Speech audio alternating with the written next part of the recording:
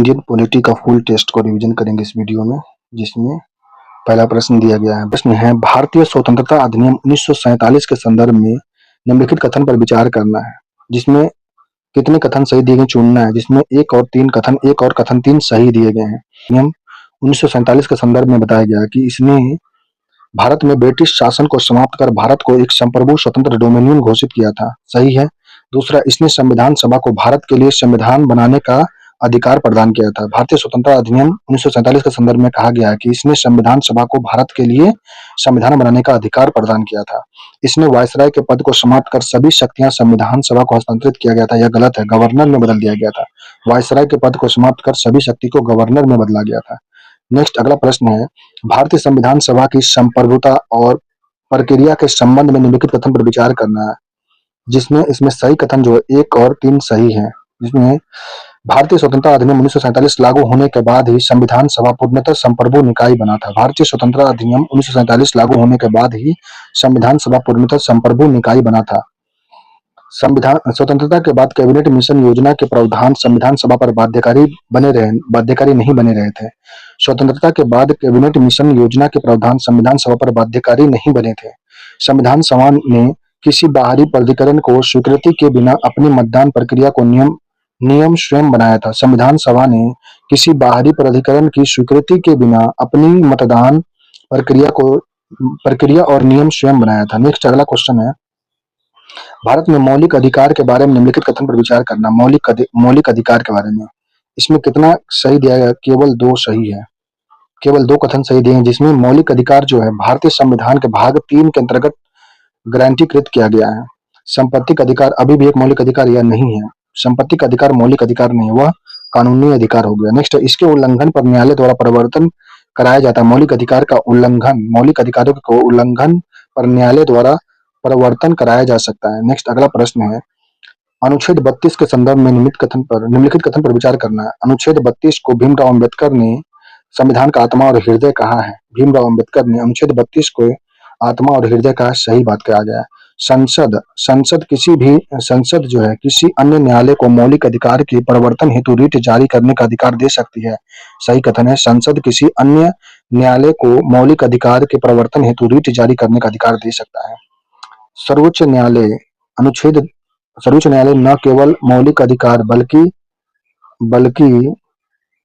अनुच्छेद 32 वैधानिक अधिकार के लिए रिट जारी कर सकता है। यह सर्वोच्च न्यायालय नहीं करता है, हाईकोर्ट करता है।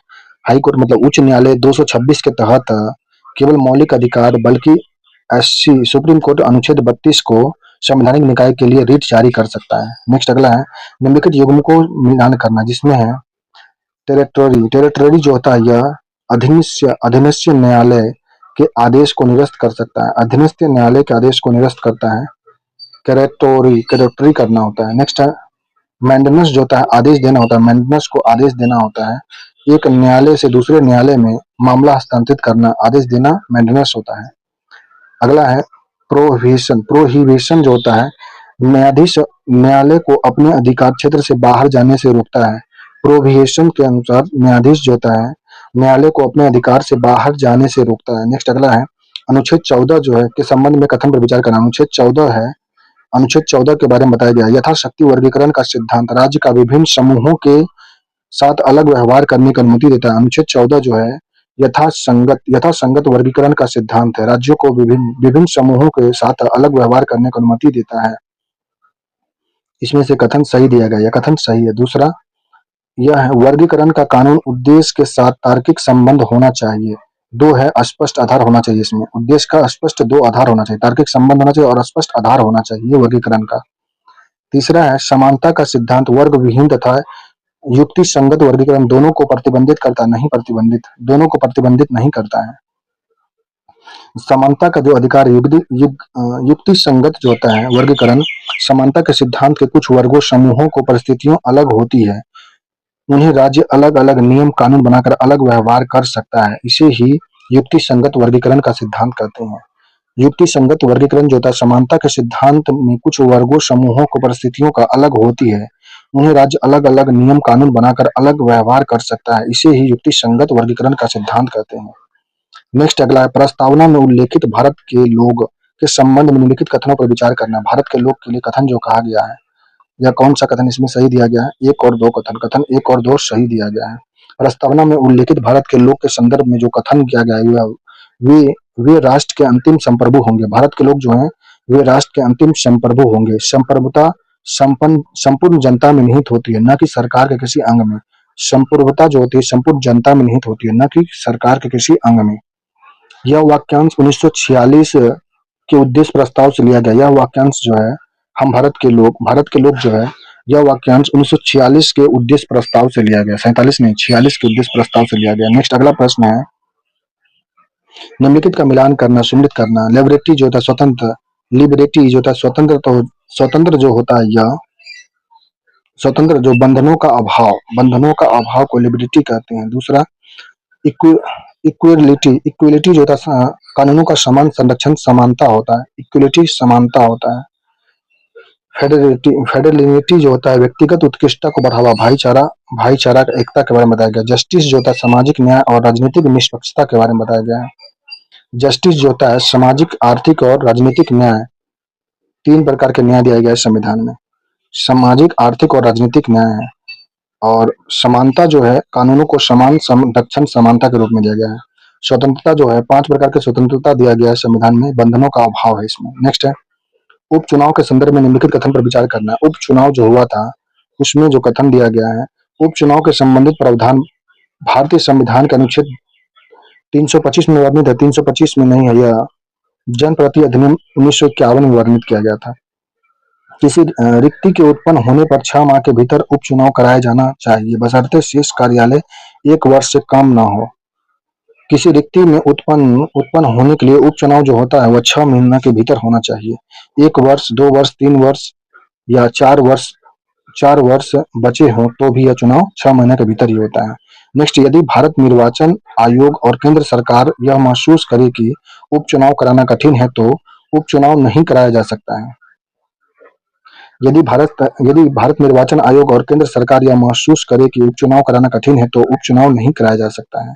नेक्स्ट, भारत में चुनाव के संदर्भ में निम्नलिखित कथन पर विचार करना। भारत में जो चुनाव हो रहा है, यह कथन है, आम चुनाव की सिफारिश मंत्रिमंडल द्वारा की जाती है। हाँ, मंत्रिपरिषद राष्ट्रपति को आम चुनाव की सिफारिश मंत्रिमंडल द्वारा की जाती है। अगला है, आम चुनाव की अधिसूचना राष्ट्रपति द्वारा जारी होता है। आम चुनाव की अधिसूचना जो है राष्ट्रपति द्वारा जारी होता है, सही है। नेक्स्ट अगला प्रश्न है, इलेक्ट्रोक्लरी ट्रांसमिटेड पोस्टल बैलेट सिस्टम जो होता है ईटीपीबीएस के संबंध में कथन सही बताया गया है। यह कथन जो है, तीनों कथन सही दिया गया। यह पात्र सेवा मतदाता को डाक मतपत्र का सुरक्षित करता है। इलेक्ट्रॉनिक 2 तरफा परीक्षण करता है। मत वोट इलेक्ट्रॉनिक रूप से भेजा जाता है जो डाक द्वारा आता है। ईटीपीबीएस का संबंध बताया गया है। यह पात्र सेवा मतदाताओं को अपनी निर्वाचन क्षेत्र से बाहर किसी भी स्थान से मतदान करने का सक्षम बनाता है। ईटीपीबीएस के बारे में बताया गया है।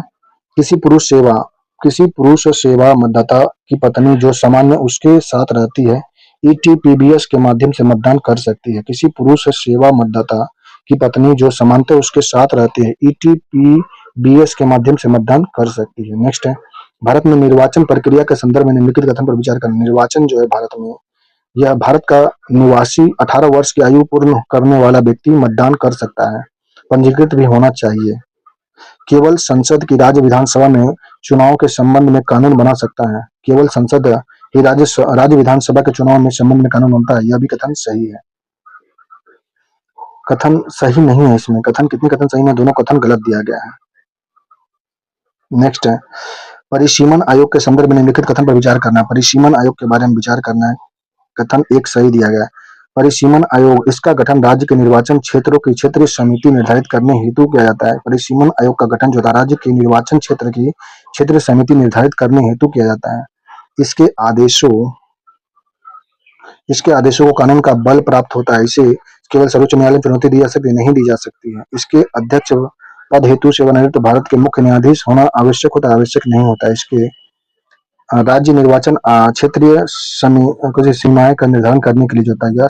परिसीमन आयोग का जो अध्यक्ष हेतु सेवानिवृत्त भारत के मुख्य न्यायाधीश होना आवश्यक होता है, नहीं होता है। नेक्स्ट अगला प्रश्न है, यह निर्वाचन विधेयक जो होता है, यह निर्वाचन यह निर्वाचन विधायक संसद आयोग आयोग घोषित किया जा सकता है यदि एक निर्वाचित विधायक संसद आयोग घोषित हो सकता है यदि यदि वह एक स्वेच्छा से अपनी पार्टी की सदस्यता छोड़ दे तो वह अयोग्य घोषित किया जाएगा। वह पार्टी विहिप के विरुद्ध बिना अनुमति मतदान करे तो भी वह हट सकता है। निर्वाचन विधायक संसद अयोग्य घोषित किया जाएगा, पार्टी विहिप के विरुद्ध बिना अनुमति मतदान करेगा तो। तीसरा है, कोई निर्दलीय सदस्य चुनाव के बाद किसी राजनीतिक दल में शामिल हो जाए तो भी अयोग्य घोषित हो जाएगा संसद। नेक्स्ट है, कोई मनोनीत सदस्य सदन में बैठने की तिथि से 6 माह के भीतर किसी दल में शामिल हो सकता है, 6 माह के बाद नहीं होगा। नेक्स्ट है, राज्य निर्वाचन आयुक्त के संदर्भ में निम्नलिखित कथन पर विचार करना। राज्य निर्वाचन आयुक्त के बारे में, राज्य निर्वाचन आयुक्त के संदर्भ में निम्नलिखित कथन पर विचार कीजिए। यह जो है राज्य उसका दर्जा, वेतन एवं भत्ते उच्च न्यायालय के मुख्य न्यायाधीश के समान होता है। राज्य निर्वाचन आयुक्त का जो वेतन दर्जा होता है, वेतन और भत्ता उच्च न्यायालय सुप्रीम हाई कोर्ट के मुख्य न्यायाधीश के बराबर होता है। संविधान में स्पष्ट इसका वर्णन नहीं है। नेक्स्ट है, अगला है, राज्यपाल जो होता है, राज्यपाल इसकी सेवा शर्तें एवं कार्यालय निर्धारित करता है, यह भी सही है। राज्य निर्वाचन आयुक्त जो होता है उसे केवल उच्च न्यायालय के न्यायाधीश को हटाने की प्रक्रिया एवं आधार पर ही हटाया जा सकता है। राज्य निर्वाचन आयुक्त के सदस्य को उसे केवल उच्च न्यायालय के न्यायाधीश को हटाने की प्रक्रिया से आधार पर हटाया जा सकता है। नेक्स्ट है, निर्वाचन आयोग के संदर्भ में निम्नलिखित कथन पर विचार करना। निर्वाचन आयोग के बारे में, निर्वाचन आयोग जो है यह कौन सा कथन इसमें गलत दिया गया है? गलत कथन जो है, चुनाव कराने हेतु उसके पास अस्थायी निर्वाचन प्रशासन एवं कर्मचारी का पर्याप्त अनुशासन नियंत्रण होता है, यह गलत है। जबकि नहीं, राज्यों में कर्मचारी अस्थायी नहीं होता है, राज्यों में कर्मचारी लेता है यह निर्वाचन आयोग का संदर्भ में। निर्वाचन आयुक्त का वेतन और भत्ता भारत के मुख्य न्यायाधीश के समान होता है। निर्वाचन आयुक्त का वेतन और भत्ते जो होते हैं भारत के मुख्य न्यायाधीश के समान होते हैं। नेक्स्ट अगला प्रश्न है, भारत निर्वाचन आयोग के संदर्भ में निम्नलिखित कथन पर विचार करना है। भारत का निर्वाचन आयोग के बारे में जो है कथन है, इसमें मुख्य निर्वाचन आयुक्त एवं अन्य निर्वाचन आयुक्त होते हैं, राष्ट्रपति द्वारा संविधान में तय होता है निर्वाचन आयोग का। इसमें मुख्य निर्वाचन आयुक्त और अन्य निर्वाचन आयुक्त होते हैं, राष्ट्रपति द्वारा संशोधन में तय किया जाता है। नेक्स्ट है, निम्नलिखित संस्थान पद पर विचार करना है, जिसमें है संसद सदस्य, राज्य विधानमंडल सदस्य, भारत के राष्ट्रपति। किनके चुनाव कराना भारत निर्वाचन आयोग की जिम्मेदारी होती है? चुनाव कराना भारत के निर्वाचन आयोग की जो जिम्मेदारी होती है यह होता है संसद। भारतीय संसद का निर्वाचन कराना, राज्य विधानमंडल सदस्य का, भारत के राष्ट्रपति का निर्वाचन करवाना चुनाव आयोग का काम होता है। भारतीय निर्वाचन आयोग का कार्य होता है भारतीय संसद सदस्य का निर्वाचन, राज्य विधानमंडल सदस्य का निर्वाचन, भारत के राष्ट्रपति का निर्वाचन कराना होता है। नगर निगम सदस्य का निर्वाचन कराना इसका उपयोग नहीं होता है। नेक्स्ट है, भारतीय संविधान के अनुच्छेद 12 के तहत राज्य की परिभाषा के संदर्भ में निम्नलिखित कथन पर विचार करना है। भारतीय संविधान के अनुच्छेद 12 के तहत राज्य की परिभाषा जो कहा गया है, यह राज्य की परिभाषा जो है, इसके तहत राज्य की परिभाषा जो है भारत की सरकार और संसद में शामिल है। इसमें सभी स्थानीय पदाधिकारी और नगरपालिका और पंचायत राज्य शामिल होती है। कोई भी निजी इकाई जो राज्य की संस्था के रूप में कार्य कर रही है वह भी राज्य के अंतर्गत आती है। अगला, भारतीय संसद प्रणाली के विशेषाधिकार प्रस्ताव के संबंध में कौन सा कथन सही है? दोनों कथन सही दिया गया, जिसमें यह केवल लोकसभा ही पेश करता नहीं, लोकसभा राज्यसभा दोनों में विशेषाधिकार प्रस्ताव पेश होता है। इसका उद्देश्य किसी भी मंत्री द्वारा संसदीय विशेषाधिकार के उल्लंघन का निंदा करना होता है, यह सही है। जबकि अगला प्रश्न है, अर्ध न्यायिक निकाय के संदर्भ में निम्नलिखित पर विचार करना। अर्ध न्यायिक निकाय के संदर्भ में निम्नलिखित पर विचार करना, जिसमें दीवानी मामले पर सुनवाई करता है। अर्ध न्यायिक निकाय मामले में अर्ध न्यायिक निकाय जो होता है यह भारत का उच्च चुनाव आयोग तथा भारत का चुनाव आयोग अर्ध न्यायिक निकाय के संदर्भ में विचार करना, जिसमें भारत का चुनाव आयोग, राष्ट्रीय मानवाधिकार आयोग, केंद्रीय सूचना आयोग, ये सभी अर्ध न्यायिक निकाय हैं, दीवानी मामले की सुनवाई करते हैं। अर्ध न्यायिक जो निकाय है यह भारत का चुनाव आयोग, राष्ट्रीय मानव अधिकार आयोग, केंद्रीय सूचना आयोग है। नेक्स्ट है, राष्ट्रपति की वीटो शक्ति के संदर्भ में विचार करना। राष्ट्रपति का जो वीटो शक्ति होता है यह राष्ट्रपति धन विधेयक के लिए निलंबनकारी वीटो का प्रयोग नहीं कर सकता। राष्ट्रपति धन विधेयक के लिए निलंबनकारी वीटो का प्रयोग नहीं करता है। राष्ट्रपति संविधान संशोधन विधेयक को न तो वापस कर सकता है और न ही रोक सकता है। 24वां संविधान संशोधन 1971 में मंजूरी देना अनिवार्य किया गया था। 24वां संविधान संशोधन 1971 में मंजूरी देना अनिवार्य किया गया था। राष्ट्रपति को। नेक्स्ट है, लोकसभा के विघटन का विधेयक पर प्रभाव के संदर्भ में कौन सा कथन गलत बताया गया है? लोकसभा के विघटन के बारे में गलत कथन जो है इसमें, राष्ट्रपति द्वारा संयुक्त बैठक के लिए बुलाया गया विधेयक समाप्त हो जाता है, नहीं समाप्त होता है। जिसमें यहाँ पे पहला प्रश्न क्या दिया गया, लोकसभा के विघटन का विधेयकों पर प्रभाव के संदर्भ में गलत कथन था। सही कथन जो होगा, लोकसभा के विघटन का विधेयक पर प्रभाव जो होता है, लोकसभा में लंबित सभी विधेयक समाप्त हो जाते हैं। लोकसभा का विघटन होने पर लोकसभा के लंबित सभी विधेयक समाप्त हो जाते हैं। लोकसभा द्वारा पारित लेकिन राज्यसभा में लंबित विधेयक समाप्त हो जाते हैं। सभी राज्य में लंबित विधेयक जिसे लोकसभा में पारित नहीं किया हो समाप्त नहीं होता है। सभी राज्यसभा में लंबित विधेयक जिसे लोकसभा ने पारित नहीं किया हो समाप्त नहीं होता है। नेक्स्ट है, अगला प्रश्न है, संविधान के किस अनुच्छेद के तहत संसद में सचिवालय का प्रावधान है? संसद के सचिवालय का प्रावधान अनुच्छेद 98 के तहत है। संविधान के किस अनुच्छेद के तहत संसद के सचिवालय का प्रावधान अनुच्छेद 98 के तहत में? नेक्स्ट है, सर्वोच्च न्यायालय के सलाहकार अधिकारी क्षेत्र के बारे में विचार किया गया है। यह जो विचार किया गया है, सर्वोच्च न्यायालय द्वारा दी गई राष्ट्रपति पर बाध्यकारी नहीं होता है। सलाहकारी विधेयक जो होता है, सर्वोच्च न्यायालय द्वारा दी गई राष्ट्रपति पर बाध्यकारी नहीं होता है, जबकि बाध्य नहीं होता है। राष्ट्रपति कानून प्रश्न का राय मांगने के लिए बाध्य नहीं है। सर्वोच्च न्यायालय अपनी राय देने के लिए भी बाध्य नहीं होता है। नेक्स्ट है, निम्नलिखित में से कौन सा विषय समवर्ती सूची में आते हैं? समवर्ती सूची में जो आता है, या शिक्षा, वन और विवाह एवं तलाक समवर्ती सूची में आता है। पुलिस जो है राज्य सूची का विषय है। शिक्षा, वन, विवाह एवं तलाक जो है यह समवर्ती सूची का विषय है। नेक्स्ट है, निम्नलिखित कथन पर विचार करना। निम्नलिखित कथन में विचार करना है, जिसमें कौन सा कथन इसमें सही दिया गया है? 2, 3, 4 कथन सही है। 2 और 3, 4 कथन सही है। जिसमें भारत के नियंत्रक महालेखा परीक्षक कैग का कर्तव्य केवल संघ एवं राज्यों के खाता का लेखा परीक्षण करना होता है, गलत है। यह भारत के नियंत्रक महालेखा परीक्षक कैग का कार्य जो होता है, कर्तव्य होता है, विनियोग, जवाबदेही, ऑडिट भी तय करता है। कैग यह सुनिश्चित करता है कि संसद द्वारा स्वीकृत धन उसी प्रयोजन हेतु व्यय किया गया है जिसके लिए वह स्वीकृत हुआ है। कैग यह सुनिश्चित करता है कि संसद द्वारा स्वीकृत धन उसी प्रयोजन हेतु व्यय किया गया है जिसके लिए वह स्वीकृत हुआ था। कैग सार्वजनिक नियम तथा सरकारी कंपनियों के लेखों का परीक्षण संसद द्वारा बनाए गए कानूनों के अनुसार कर सकता है। कैग सार्वजनिक नियम तथा सरकारी कंपनी को लेखा का परीक्षण संसद द्वारा बनाए गए कानून के अनुसार कर सकता है। कैग की रिपोर्ट राष्ट्रपति को सौंपी जाती है, जो उसे संसद के समक्ष प्रस्तुत करता है। कैग का रिपोर्ट राष्ट्रपति को सौंपा जाता है, जो उसे संसद में समक्ष प्रस्तुत करता है। नेक्स्ट है, निम्नलिखित कथन पर विचार करना, जिसमें है निम्नलिखित कथनों पर विचार करना। संविधान का अनुच्छेद 356 धन विधेयक केवल तब लागू किया जाता है जब राज्यों में संवैधानिक तंत्र पूर्णतः विफल हो जाता है। संविधान में जो 356 अनुच्छेद है तभी लागू होता है जब राज्य के संवैधानिक तंत्र विफल हो जाते हैं। अगला है दूसरा कथन, जो इसमें राष्ट्रपति शासन लागू होने पर राज्य विधानसभा स्वतः भंग हो जाती है।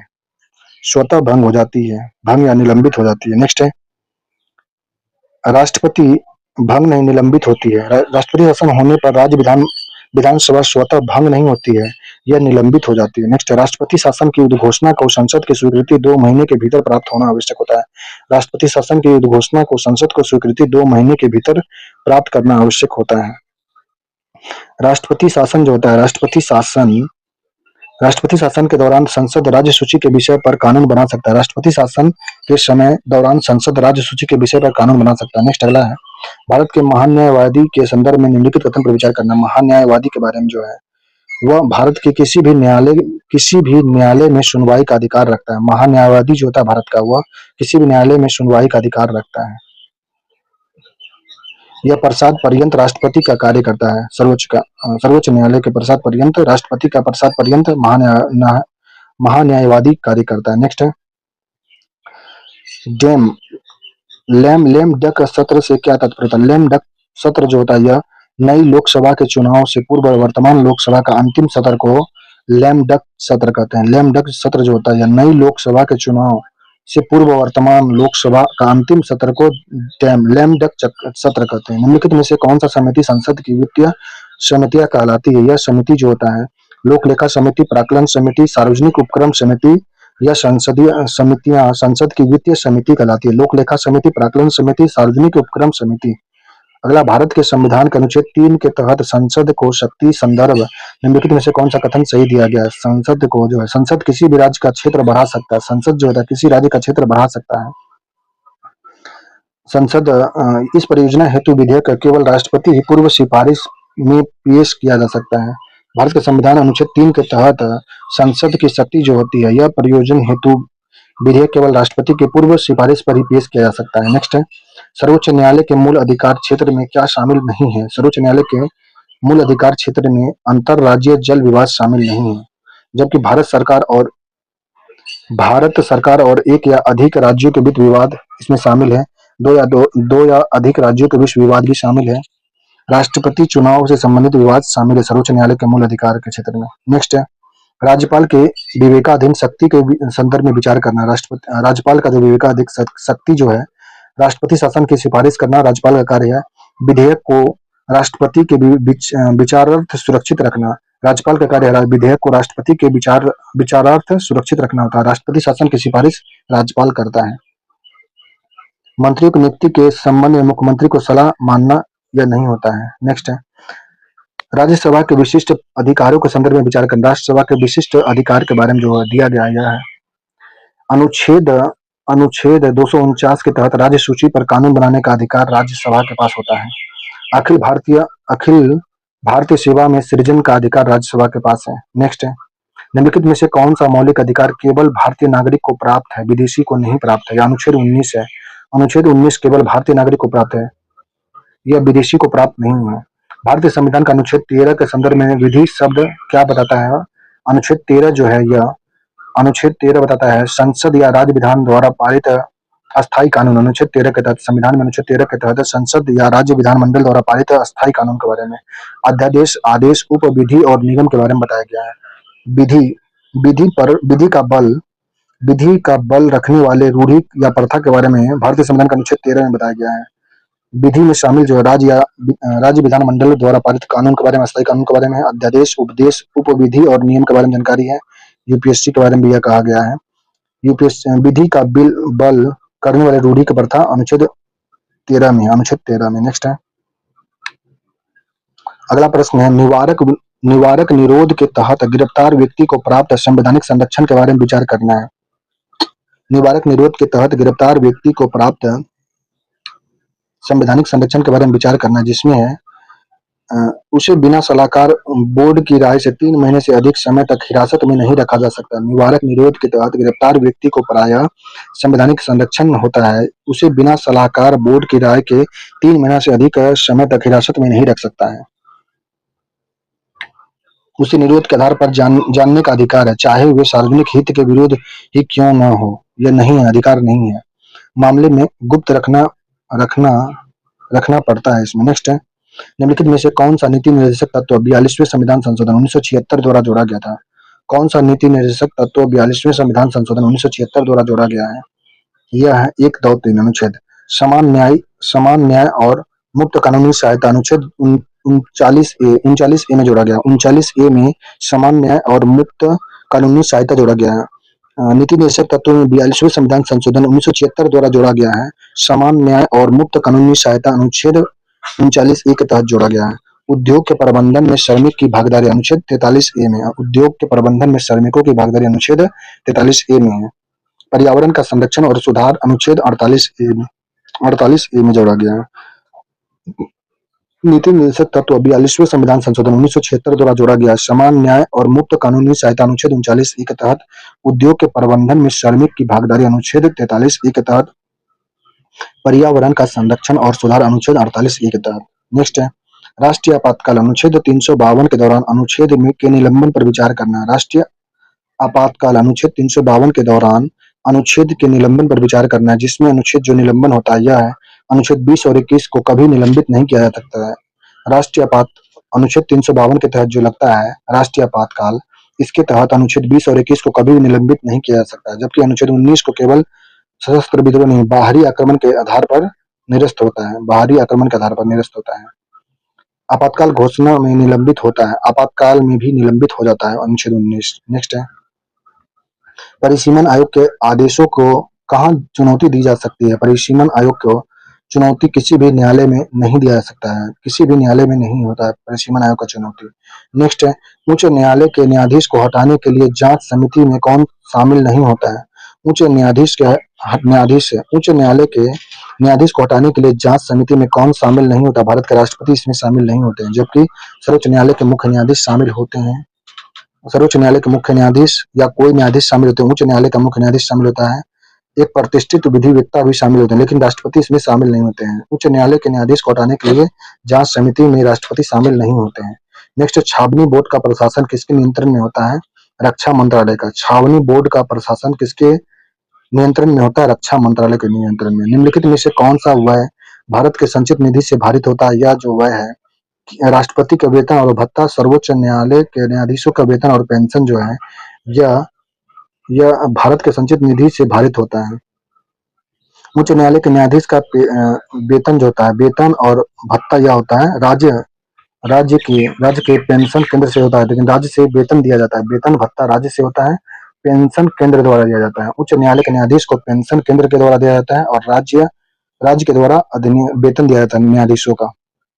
राष्ट्रपति का वेतन भत्ता, सर्वोच्च न्यायालय का न्यायाधीशों का वेतन और पेंशन जो है, यह संचित निधि से भारत का दिया जाता है, जबकि उच्च न्यायालय के न्यायाधीशों का वेतन राज्य के संचित निधि से होता है और पेंशन केंद्र के संचित निधि से होता है। नेक्स्ट है, संयुक्त बैठक की अध्यक्षता कौन करता है? यदि लोकसभा अध्यक्ष और उपाध्यक्ष दोनों उपस्थित रहेंगे। संयुक्त बैठक की अध्यक्षता कौन करेगा? यदि लोकसभा अध्यक्ष और उपाध्यक्ष दोनों उपस्थित रहेंगे तो राज्यसभा का उपसभापति कर सकता है, राज्यसभा का उपसभापति करेगा।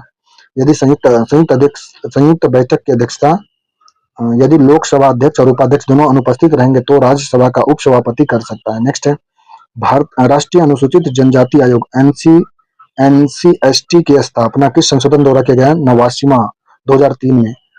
89वां संविधान संशोधन 2003 में राष्ट्रीय अनुसूचित जनजाति आयोग एनसीएसटी की स्थापना संशोधन किया गया। नेक्स्ट है, सार और तत्व का सिद्धांत मुख्य रूप से किसके लिए प्रयोग किया जाता है? सार और तत्व का सिद्धांत जो है, यह जांचने के लिए किया जाता है कि संसद या राज्य विधानमंडल में अपनी विधायी शक्तियों का अतिक्रमण किया है।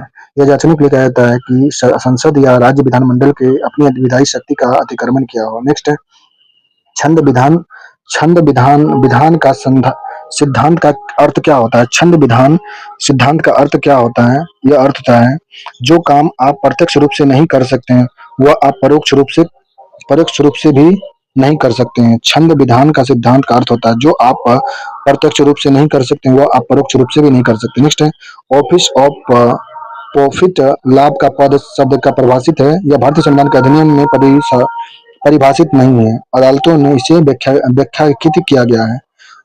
ऑफिस ऑफ प्रॉफिट लाभ का पद शब्द का परिभाषित किया गया है, यह संविधान या अधिनियम में परिभाषित नहीं है, अदालत ने इसे व्याख्यायित किया है, अदालत द्वारा व्याख्यायित किया गया है प्रॉफिट का लाभ का पद के बारे में। नेक्स्ट, संसदीय सचिव की नियुक्ति कौन करता है? प्रधानमंत्री। संसदीय सचिव का नियुक्ति प्रधानमंत्री के द्वारा किया जाता है। अनुच्छेद 164 के तहत किन राज्यों में जनजातीय कल्याण मंत्री का होना अनिवार्य होता है? छत्तीसगढ़, झारखंड, मध्य प्रदेश और उड़ीसा में। 94वां संविधान संशोधन के द्वारा बिहार बाहर किया गया था। संविधान संशोधन के द्वारा बिहार को बाहर कर दिया गया था इसमें। अनुच्छेद 164 के तहत किन राज्यों में जनजाति कल्याण मंत्री का होना अनिवार्य होता है? छत्तीसगढ़, झारखंड, मध्य प्रदेश, उड़ीसा को। नेक्स्ट है, निम्न में से दिए गए आयोग समिति का कालक्रम सही बताना है। सबसे पहले जो आया था इसमें यह आया था, सबसे पहले आया था प्रशासनिक सुधार आयोग प्रथम 1966 में आया था। सहकारी प्रशासनिक सुधार आयोग प्रथम 1966 में आया था। सरकारिया आयोग 1983 में आया था। सरकारिया आयोग 1983 में आया था। पंची आयोग 2007 में। राष्ट्रीय संविधान समीक्षा आयोग 2000 में आया था। सबसे पहले प्रशासनिक सुधार आयोग प्रथम 1966 में आया था, उसके बाद सरकारिया आयोग 1983 में आया, फिर आया था राष्ट्रीय संविधान समीक्षा आयोग 2000 ईस्वी में आया था। पंची आयोग 2007 में आया था। नेक्स्ट अगला है, नीचे दिए गए अभिकथन और कारण का बारे में बताना है। जिसमें अभिकथन दिया गया है, अभिकथन जो है पहला, भारत के संसदीय शासन प्रणाली में वास्तविक कार्यपालिका प्रधानमंत्री और मंत्रिपरिषद होता है। भारत में संसदीय शासन प्रणाली में वास्तविक कार्यपालिका प्रधानमंत्री और मंत्रिपरिषद होते हैं, सही है। राष्ट्रपति संविधान के अनुसार समांतर मंत्रिपरिषद की सलाह के लिए कार्य करता है, सही। यह भी कथन सही, दोनों सही है, कथन दोनों सही और व्याख्या भी सही किया गया है। भारत के संसदीय शासन प्रणाली में वास्तविक कार्यपालिका प्रधानमंत्री और मंत्रिपरिषद में होती है। राष्ट्रपति संविधान के अनुसार सामान्यतः मंत्रिपरिषद की सलाह से कार्य करता है। नेक्स्ट है 1973 के रेगुलेटिंग एक्ट के संदर्भ में निम्नलिखित कथन पर विचार करना है। 1973 का रेगुलेटिंग एक्ट के कथन के बारे में विचार करना है, जिसमें दिया गया है तीनों कथन सही है। इसने पहले एक बार ईस्ट इंडिया कंपनी के राजनीतिक और प्रशासनिक कार्य को मान्यता दिया था। इसने बंगाल का गवर्नर जनरल नामित किया और बम्बई तथा मद्रास प्रेसिडेंसी को इसके अधीन कर दिया था। इसने कंपनी के कर्मचारियों को निजी व्यापार करने और भारतीय लोगों से उपहार स्वीकार करने पर बड़ा प्रतिबंध लगाया था। 1973 वाला जो था रेगुलेटिंग एक्ट, 1973 का जो रेगुलेटिंग एक्ट आया था वह कंपनी कर्मचारी निजी व्यापार करने की भारतीय लोगों से उपहार स्वीकार करने पर बड़ा प्रतिबंध लगा दिया गया था। नेक्स्ट है निम्नलिखित युग्मों पर विचार कीजिए, जिसमें कितने युग्म सही दिए गए हैं। इसमें तीनों युग्म सही दिया गया है, जिसमें है पहला युग्म चार्टर एक्ट 1813 ईसाई मिशनरी को भारत आने की अनुमति दी गई थी। चार्टर एक्ट 1813 के तहत ईसाई मिशनरी को भारत आने का अनुमति दिया गया था। चार्टर एक्ट 1833 के तहत बंगाल के गवर्नर जनरल को भारत का गवर्नर जनरल बनाया गया था। चार्टर एक्ट 1833 के तहत बंगाल के गवर्नर जनरल को भारत का गवर्नर जनरल बनाया गया था। चार्टर एक्ट 1853 में सिविल सेवकों को भर्ती के लिए खुली प्रतियोगिता व्यवस्था शुरू किया गया था। चार्टर एक्ट 1853 के तहत सिविल सेवकों की भर्ती के लिए खुली प्रतियोगिता व्यवस्था शुरू किया गया था। नेक्स्ट है ईस्ट इंडिया एक्ट 1774 जो 84 आया था, यह द्वैध शासन को शुरुआत हुआ था। ईस्ट इंडिया एक्ट 1784 के तहत द्वैध शासन की शुरुआत हुई थी। भारतीय परिषद अधिनियम 1861 के तहत अध्यादेश जारी करने की शक्ति दिया गया था। अध्यादेश जारी करने की शक्ति भारत परिषद अधिनियम 1861 के तहत दिया गया था। भारतीय परिषद अधिनियम 1909 के तहत सांप्रदायिक निर्वाचन आया था। भारतीय परिषद अधिनियम 1909 के तहत सांप्रदायिक निर्वाचन आया था। भारत शासन अधिनियम 1919 के तहत केंद्र में द्विसदन व्यवस्था लाया गया था। भारत शासन अधिनियम 1919 के तहत केंद्र में द्विसदनीय व्यवस्था लाया गया था। भारतीय परिषद अधिनियम 1909 के तहत सांप्रदायिक निर्वाचन लाया गया था। भारतीय परिषद अधिनियम 1861 के तहत में अध्यादेश जारी करने की शक्ति दिया गया था। ईस्ट इंडिया एक्ट 1784 के तहत में देश शासन की शुरुआत ईस्ट इंडिया एक्ट 1784 के तहत शुरू हुआ था। नेक्स्ट है भारत शासन अधिनियम 1935 के संबंध में निम्नलिखित कथन में से कौन सा कथन गलत दिया गया है। इसमें गलत कथन को चुनना, केवल चौथा कथन गलत है, जिसमें भारत परिषद की स्थापना की ताकि भारत के सचिव की सहायता की जा सके। 1858 में किया गया था। भारत परिषद की स्थापना किया गया था 1858 में ताकि भारत के सचिव की सहायता की जा सके। यह कथन गलत दिया गया है। जबकि अखिल भारतीय संघ की स्थापना का प्रावधान रियासत को 1/3 माना गया था। 1835 भारत शासन अधिनियम 1935 के तहत में अखिल भारतीय संघ की स्थापना का प्रावधान किया गया था। इसने रियासत को 1/3 एक इकाई माना गया था। रियासत को इसने प्रांत में द्वैध शासन को समाप्त कर प्रांतीय स्वायत्तता लागू किया गया था। इसने दलित जाति, महिला और मजदूर वर्ग के लिए अलग निर्वाचन क्षेत्र का विस्तार किया था। भारत शासन अधिनियम 1935 जो था, इसने दलित जाति, महिला और मजदूर वर्ग के लिए अलग निर्वाचन क्षेत्र का विस्तार किया था। नेक्स्ट अगला है संविधान सभा के गठन के संदर्भ में निम्नलिखित कथन पर विचार करना है। संविधान सभा के गठन के बारे में जो बताया गया, या कौन सा कथन इसमें सही दिया गया? 1 और 2 कथन 1 और 2 कथन सही दिया गया इसमें। कथन 1 और 2 संविधान सभा के सदस्यों का चुनाव 1946 के कैबिनेट मिशन योजना के तहत अप्रत्यक्ष निर्वाचन द्वारा किया गया था। प्रत्येक प्रांत की रियासत की उनकी संख्या के अनुपात में सीटें आवंटित की गई थी। प्रत्येक प्रांत और रियासत को उनकी जनसंख्या के अनुपात में सीटें आवंटित किया गया था। नेक्स्ट है संविधान सभा की समिति और उसके अध्यक्षों पर विचार करना है। संविधान सभा की समिति और उसके अध्यक्षों पर विचार करना है, जिसमें संघ शक्ति समिति के जो अध्यक्ष थे जवाहरलाल नेहरू, संघ शक्ति समिति के जवाहरलाल नेहरू थे। प्रांतीय संविधान समिति के सरदार पटेल थे। प्रारूप समिति के अध्यक्ष भीमराव अम्बेडकर थे। संचालन समिति के अध्यक्ष जेबी कृपलानी नहीं थे, यह थे राज्य थे। राजस्थान क्या होते राज्य बोलेगा तो संचालन समिति का जो अध्यक्ष थे राजेंद्र प्रसाद थे। संचालन समिति के अध्यक्ष राजेंद्र प्रसाद थे। प्रारूप समिति का भीमराव अम्बेडकर थे। प्रांतीय समिति का सरदार पटेल थे। संघ शक्ति समिति का जवाहरलाल नेहरू थे। नेक्स्ट है जवाहरलाल नेहरू द्वारा पेश किया गया उद्देश्य प्रस्ताव संबंध में कौन सा कथन सही नहीं दिया गया है? इसके तहत अवशिष्ट शक्ति केंद्र के पास होनी चाहिए, गलत था। प्रांतों के पास अवशिष्ट शक्ति दिया गया था। यही प्रस्ताव बाद में भारतीय संविधान की प्रस्तावना बन गया था। इसने भारत में एक स्वतंत्र संप्रभु राज्य गणराज्य घोषित करने का संकल्प दिया था। जवाहरलाल नेहरू के द्वारा पेश किया उद्देश्य प्रस्ताव जो था, इसने भारत के स्वतंत्र संप्रभु गणराज्य घोषित करने का संकल्प दिया गया था। 13 दिसंबर 1946 को संविधान सभा में पेश किया गया था। जवाहरलाल नेहरू के द्वारा उद्देश्य प्रस्ताव 13 दिसंबर 1946 को संविधान सभा में पेश किया गया था। इसने भारत को एक स्वतंत्र संप्रभु गणराज्य घोषित करने का संकल्प दिया गया था। इसके तहत अवशिष्ट अवशिष्ट शक्तियां केंद्र सरकार के पास नहीं होगी, प्रांतों के पास होगी। यही प्रस्ताव बाद में भारतीय संविधान की प्रस्तावना बना था। नेक्स्ट, संविधान सभा के महत्वपूर्ण पद के बारे में दिया गया। संवैधानिक सलाहकार थे बी एन राव थे। उपाध्यक्ष, संविधान सभा के उपाध्यक्ष थे एच सी मुखर्जी। संविधान सभा के उपाध्यक्ष थे एच सी मुखर्जी। मुख्य प्रारूपकार थे एस एन मुखर्जी थे। संविधान सभा का मुख्य प्रारूपकार थे एस एन मुखर्जी थे। किलीग्राफ जो लेखक थे संविधान सभा के लेखक थे प्रेम बिहारी नारायण राजजादा थे। किलीग्राफर मतलब लेखक जो थे संविधान सभा के लेखक थे प्रेम बिहारी नारायण रायजादा थे। मुख्य प्रारूपकार थे संविधान सभा का एस एन मुखर्जी थे। उपाध्यक्ष, संविधान सभा के उपाध्यक्ष थे एच सी मुखर्जी थे। संविधान सभा का संवैधानिक सलाहकार बी एन राव थे। नेक्स्ट है, डॉक्टर भीमराव अंबेडकर की अध्यक्षता वाली प्रारूप समिति के सदस्य कौन नहीं है इसमें? भीमराव अंबेडकर का जो प्रारूप समिति बनाया उसमें से अध्यक्ष कौन नहीं थे? केवल पिट्टाभी सीतारामैया नहीं थे, जबकि गोपाल स्वामी अय्यर थे, अलादी कृष्ण स्वामी अय्यर थे, के एम मुंशी थे। भीमराव अंबेडकर की अध्यक्षता वाली प्रारूप समिति के सदस्य शामिल जो थे एन गोपाल स्वामी अय्यर थे, अलादी कृष्ण स्वामी अय्यर थे, के एम मुंशी थे। लेकिन इसमें शामिल कौन नहीं थे? पट्टाभी सीतारामैया शामिल नहीं थे उनमें। नेक्स्ट, भारतीय संविधान स्वतंत्रता अधिनियम 1947 के द्वारा संविधान सभा में स्थापित किए गए परिवर्तन पर विचार करना, जिसमें तीनों कथन सही दिया गया। सभा की पूरी तरह से संप्रभु निकाय बना दिया गया। सभा एक विधायिका भी बन गई थी। मुस्लिम लीग के सदस्यों को हटने के बाद सभा की कुल सदस्य संख्या 389 से गिरकर 299 हो गया था। भारतीय संविधान अधिनियम 1947 के संविधान सभा में जो परिवर्तन हुआ उसके बारे में बताया। सभा की पूरी तरह से संप्रभु निकाय बनाया गया था। सभा एक विधायिका भी बन गई थी। मुस्लिम लीग के सदस्यों के हटने के बाद सभा की कुल सदस्य संख्या 389 से गिरकर 299 रह गया था।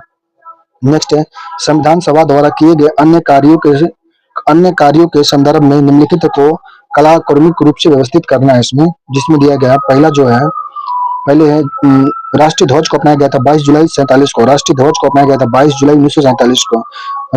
भारत को राष्ट्रमंडल में सदस्यता दिया गया था 1949 में। भारत को राष्ट्रमंडल में सदस्यता दिया गया था 1949 में। राष्ट्रगान और राष्ट्रगीत को अपनाया गया था 24 जनवरी 1950 को। राष्ट्रगान और राष्ट्रगीत को 24 जनवरी 1950 को। डॉक्टर राजेंद्र प्रसाद प्रथम राष्ट्रपति बने थे 24 जनवरी 1950 को। 24 जनवरी 1950 को राष्ट्रगीत राष्ट्रगान राजेंद्र प्रसाद पहला राष्ट्रपति चुने गए थे।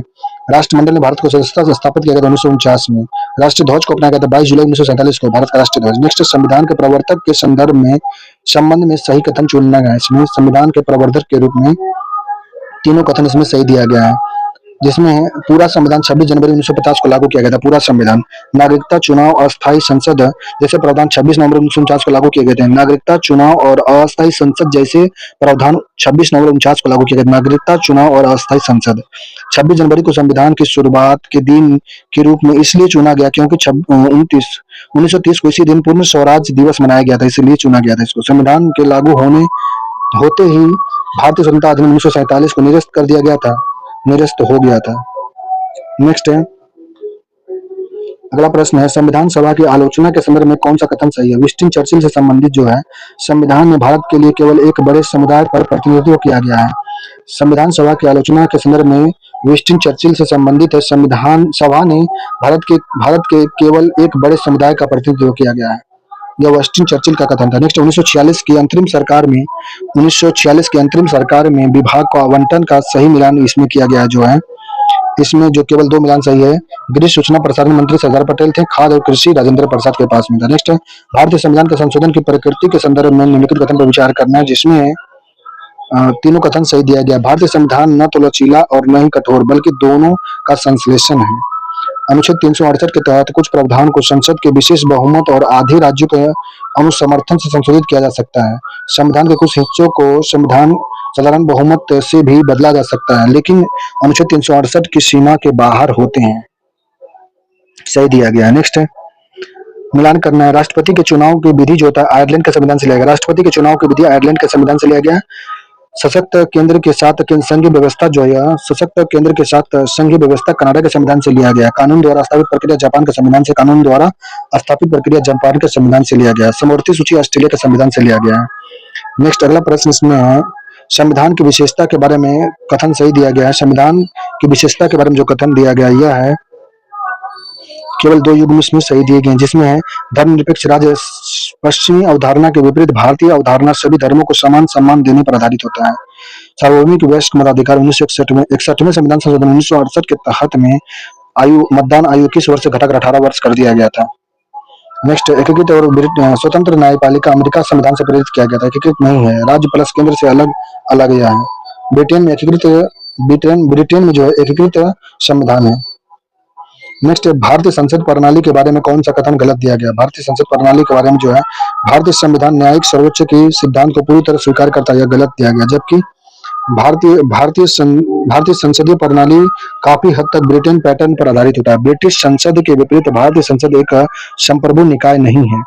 भारत का राज्य प्रमुख राष्ट्रपति वंशानुगत नहीं बल्कि निर्वाचित होते हैं। भारत का राज्य प्रमुख राष्ट्रपति जो वंशानुगत नहीं होते हैं, निर्वाचित होते हैं, लेकिन ब्रिटेन में वंशानुगत होता है। नेक्स्ट, अगला है केसी व्हीलर ने भारतीय संविधान के रूप में वर्णित किया गया था अर्धसंघीय। केसी व्हीलर ने भारतीय संविधान को किस रूप में वर्णित किया था? अर्धसंघीय रूप में। सहकारी संघवाद ऑस्टिन का कहना था। सहकारी संघवाद ऑस्टिन का कहना था संविधान सभा को। भारतीय संविधान को सहकारी संघवाद ऑस्टिन के द्वारा कहा गया था, केसी व्हीलर के द्वारा कहा गया था, अर्धसंघीय कहा गया था। नेक्स्ट, भारतीय संविधान के प्रस्तावना के संदर्भ में निम्नलिखित कथन पर विचार करना। प्रस्तावना के बारे में जो है इसमें कथन 1 और 3 सही है। समाजवादी पद निरपेक्ष शब्द मूल संविधान में नहीं थे। 42वां संविधान संशोधन 1976 में जोड़ा गया था। प्रस्तावना में स्वतंत्रता, समानता और बंधुत्व आदर्शों को अमेरिका से नहीं फ्रांस से लिया गया। स्वतंत्रता और समानता बंधुत्व को प्रस्तावना में न्याय जो था सामाजिक, आर्थिक और राजनीतिक न्याय आदर्श जो 1917 की रूसी क्रांति से लिया गया। प्रस्तावना में न्याय जो लिया गया है सामाजिक, आर्थिक और राजनीतिक या रूसी क्रांति से आदर्श 1917 से लिया गया है, जबकि स्वतंत्रता, समानता और बंधुत्व फ्रांस की क्रांति से लिया गया। नेक्स्ट है प्रस्तावना के मुख्य शब्दों की व्याख्या के संदर्भ में बताया गया है।